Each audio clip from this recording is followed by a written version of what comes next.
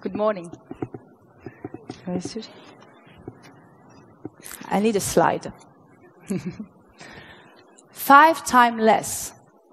These are the chances that I, as the lady sitting on the executive committee of a European company, have of becoming the CEO compared to my male counterparts.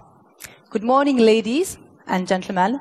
I am Sandrine de Vallard, a partner at McKinsey in Paris. 70%. This is the proportion of Asian executives who believe that gender diversity is not a priority for their company. Hello, my name is Jing Wang. I'm the partner from McKinsey in Shanghai. 53% When I started in business, 53% of the entering class were women. And as I look up, only 3% of American CEOs are women. Hello, my name is Lorena Yi, and I'm a partner from McKinsey's San Francisco office. It is a great pleasure to be here again this year at the Women's Forum to share our latest insights on women and how they can be a key driver for growth for companies around the world.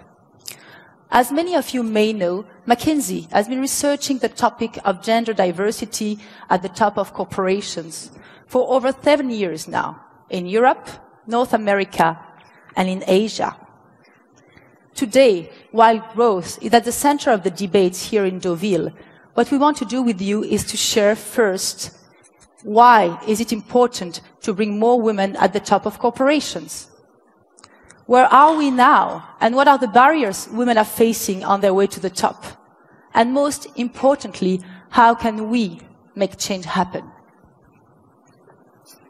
So why does this matter? Why does having women at the top matter? Let's first take a historical view.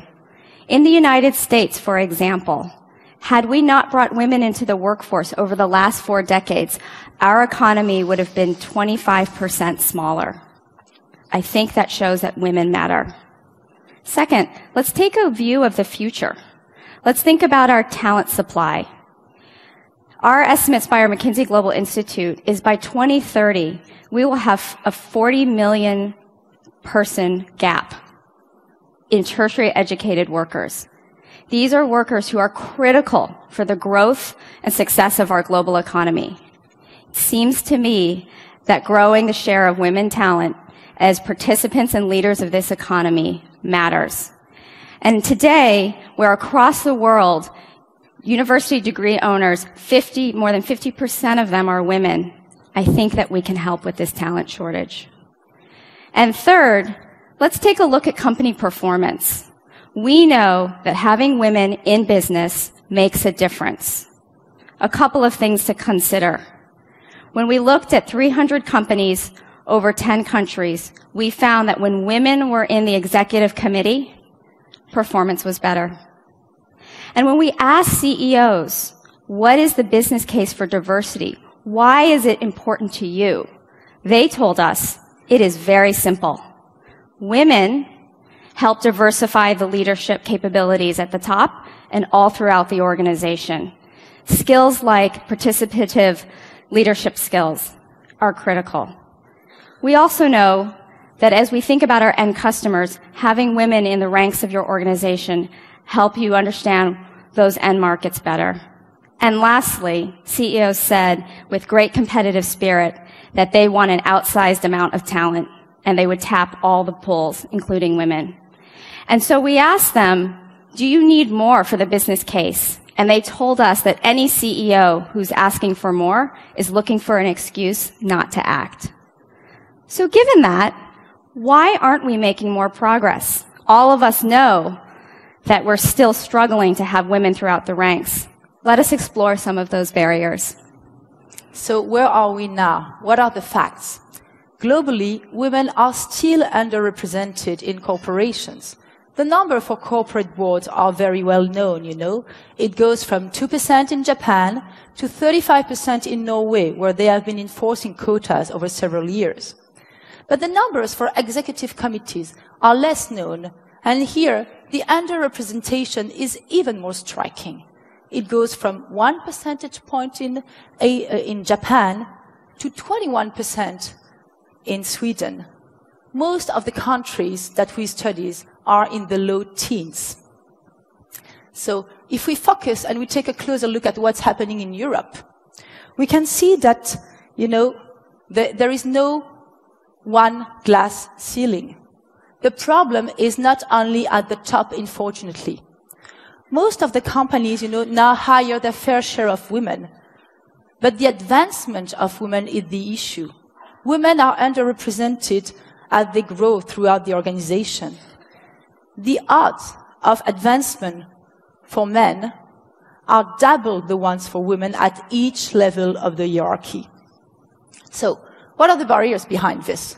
We surveyed executives around the world, and the number one barrier they mentioned for Europe is double burden syndrome, which is the ability to balance work and domestic responsibilities. In Europe, bear in mind that women still work twice as much on domestic tasks than men. And this double burden cannot be compatible with the anytime, anywhere performance model, which is expected from today's corporations around the world. Then you have other barriers, like the women's reluctance to promote themselves, or the absence of female role model. And finally, both men and women mentioned the fact that the women's tendency to network less effectively than men was the barrier in their way to the top. Now let's take a look at Asia. In Asia, the problem is even more acute and dramatic than that in the Western world. For corporate board, the Asian average of women's percentage is only 6%, compared with 17% the Europe average and 15% in the US.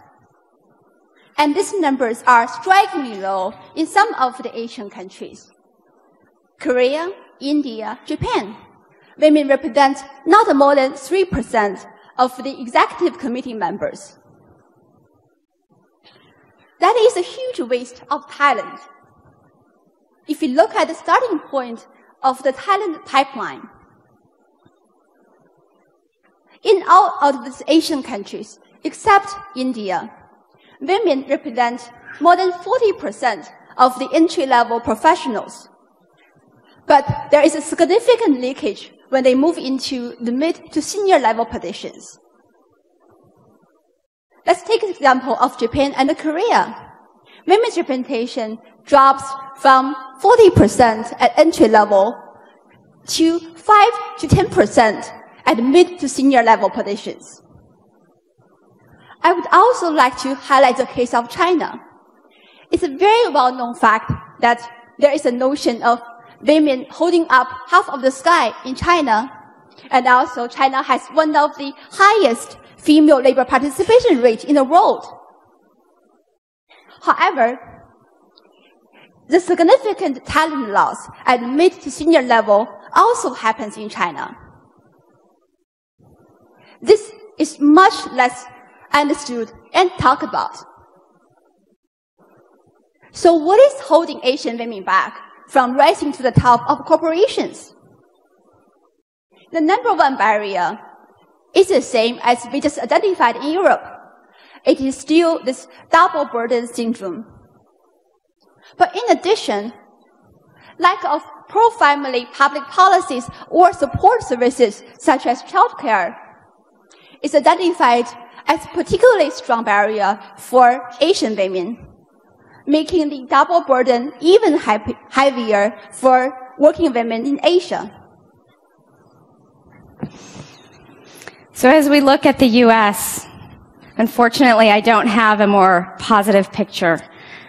The leaky pipeline that we saw in Europe, that we see in Asia, also persists in the United States. As I mentioned in the beginning, we start with 53% women in the corporate business sector. But look at how it drops. Similar to Asia, we see a massive drop-off between those who start, those who become middle managers, where we drop to 37% among the Fortune 500 companies.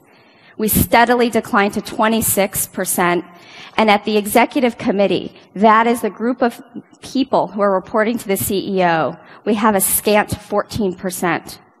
And even when we drilled down on this and said there must be some companies with better performance, there must be some companies who have been working at this and are seeing a different level of impact. At this executive committee level, those companies top out at 20%, maybe a little bit higher. Seems to me we still have quite a long ways to go. And so at this point, you may ask, why is this? What is happening behind this? What are some of the other things that we see in this pipeline? And why is it that we see so few women progressing all the way to the top? Well, one thing that certainly is worth pointing out is that women actually opt into support roles fairly early. So what does that mean? It means that when I started working, as you did in this 53% environment, 66% of us had revenue-generating jobs. We had positions, line positions. By the time you get all the way to the top, for those women who are able to traverse the whole pipeline, only 35% of them retain those revenue-generating jobs. That means we see women opting into support roles. And while support roles are wonderful, they are often not the roles that lead you to a CEO slot. Let's look at another reason. What is the ambition level to become a CEO? What is the ambition level to become an executive committee member? When we talked to 200 extremely successful women, we found a mixed response. Nearly 60% of them told us that they don't aspire to be in the C-suite. They said things like, I am honestly so happy with what I'm doing now. I feel that I'm having that impact, and I don't aspire to go further up. Whereas 41% of the women we talked to in this sample said, I aspire to go all the way up. And to me, this split read reflects the debate that's been raging in the US. You have Sheryl Sandberg, for example, on the one hand telling us to lean in, go for it, ladies. And then on the other hand, we have Anne-Marie Slaughter telling us that sometimes you just can't have it all, and maybe we would stay where we are. The debate remains open. So, gender diversity goes with performance and growth. The case for change is there. CEOs recognized it. And unfortunately, even in the United States, gender diversity is still an issue at the top of corporations. So what we want to investigate right now is, how can we make change happen? What are the actions that should be undertaken to increase the number of women in top management positions? Obviously, this is not for corporations alone. Changes must occur at the level of society, at the level of corporations, but also at the level of individuals, both men and women. So we've been researching companies for all those years, and we tried to identify, what was the winning formula? What was the recipe for success? And unfortunately, there is no silver bullet. What we found out is that you need to create an entire ecosystem to bring women all the way to the top. It starts first by having gender diversity at the top strategic priority, having gender diversity on top of the CEO agenda. Then it goes with having CEO commitment. You really must have the CEO who walks the talks, He, and it's mostly a he, must witness, the progress of the gender diversity programs in his or her organization. Then it goes with, growing women as leaders via mentoring, via role modeling, via training and coaching. And last but not least, you must put in place, all the collective enablers, KPIs, key performance indicators, in order to really understand where are the bottlenecks and what are the impact of the actions that are undertaken. But also, looking at the HR processes and policies to ensure not that they are easier for women, to ensure that they are not gender biased. And obviously, all the infrastructure. So when you look at this ecosystem, you realize, that it is a true change program. And as in any change program, it takes time and commitment over the years to make it happen. What we've done this year is that we looked in detail at around 300 companies in Europe. And we really tried to understand, what were the actions that they were implementing compared to our ecosystem, And what was the impact of those actions? Let's have a closer look at Europe. What we found out is that there's good news. The good news is that making gender diversity a top priority for corporations has increased quite dramatically for European companies, you know. Companies recognize this is a critical issue, and companies do take lots of actions. The less so good news is that the impact of those actions are not there yet. As you can see on the slide, there are 16% of companies, you know, which take action and which benefit from those actions. It means, you know, that on average, they implement around 16 measures from the one we identified as being good measures in order to increase gender diversity. And they have around 25% of women in their C-suite level. 16% of the sample we surveyed. At the bottom left, you have 13% of companies, you know, they do nothing, they get nothing, kind of. But what is most surprising, you know, is the 66% of companies, the bottom right corner. These are companies which are doing a lot on gender diversity and unfortunately are getting no results or very limited results, you know, an average of 13% of women at the C-suite level. What's happening? We went, you know, and talked to these companies. We looked at the measure that they had in place. We surveyed their employees. And what we found out is that the big gap is between what is formally in place and how well it is implemented. What really matters, you know, is the quality of the implementation. Among those companies, you know, you really had two sets of companies. One set were companies which had only started their journey towards gender diversity recently. And for those companies, you know, it's going to take time. It does take like 10 years, you know, to bring a woman all the way to the C-suite. But for the vast majority of those companies in this bottom right quadrant, we're talking about companies, you know, who had the program for many, many years. And we surveyed their employee, for instance, on CEO commitment, which is, as we've seen, a critical element for gender diversity. We saw this gap. For instance, 92% of the companies in this quadrant said the CEO is committed. But when we look further, you know, when we really look at what it meant, when we compare this to best practices, we found out that they themselves recognized that only 41% of the CEOs were really making good on that commitment. And if you take all the other measures, here again, we witness a huge gap between the fact of having the measure and having the measure really implemented in the company in a perfect way.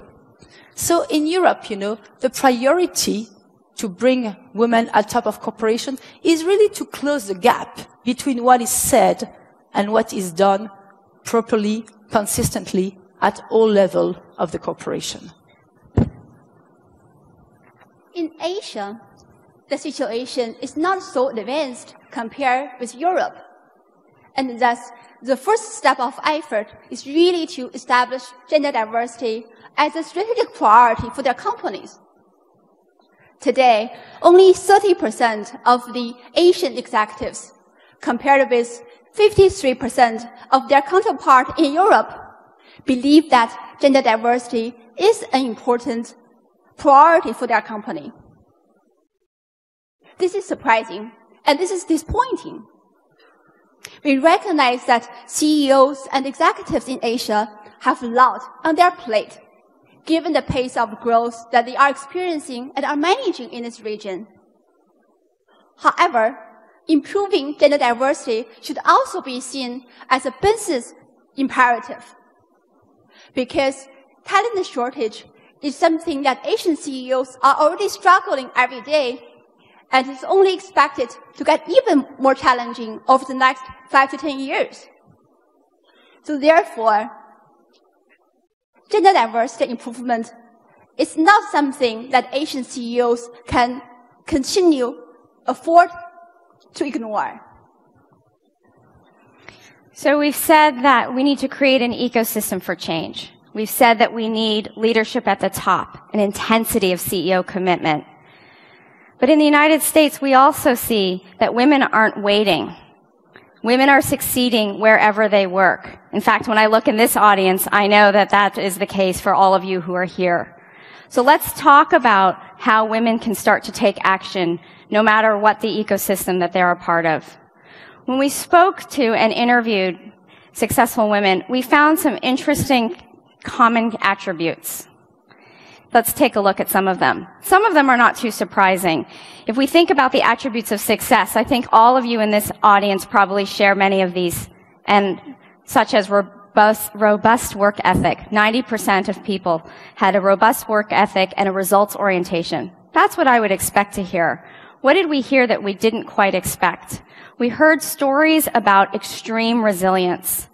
92% of the women we talked to talked about the resilience to get through the barriers. And that's the type of mindset and the type of capability that helps them traverse from the 53% up to the 14% and hopefully a shot at that narrow corridor of 3%. The other thing they told us is that they were assertive in getting feedback, particularly where their positions left hard skill type feedbacks and they became more senior. They needed to get the help and the advice and the guidance of those around them to continue to develop and grow. And seeking that feedback was pretty important. And they also shared a lot of similar characteristics. So 79% of them had line experience. Whether or not they were actually in line roles at that time when we interviewed them, it means that that's part of the portfolio of expertise that helps them to succeed. And 90% of them told us that sponsorship made a huge difference. And as we all know, sponsorship is not about friendship. It's not about mentorship. It's about opportunity creation. These are women for which opportunities were created. They stepped through, they deliver the results, and they've continued to succeed. And just as an anecdote, 84% of these women that we interviewed had children. So, but we haven't surveyed the children of those women. We have not surveyed the women of the children. That was for our next chapter of research. Sorry. So as a conclusion, we observed variations in situations, in needs, in solutions, from country to country, from region to region.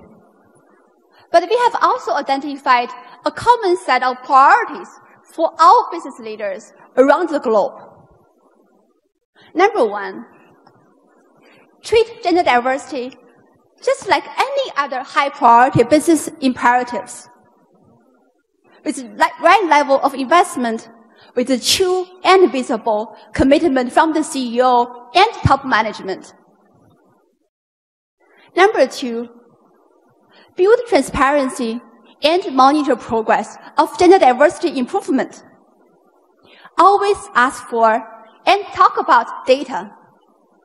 If we don't track and measure gender diversity rigorously, how can we even improve it? Number three, mindset shift will be crucial for any changes to happen. In this case, CEO and executives have to establish and drive sponsorship, really elevating women through opportunity creation, not just words. So women make a difference to corporations, to the global economy. Let's unlock the full potential of women for growth. Thank you. Thank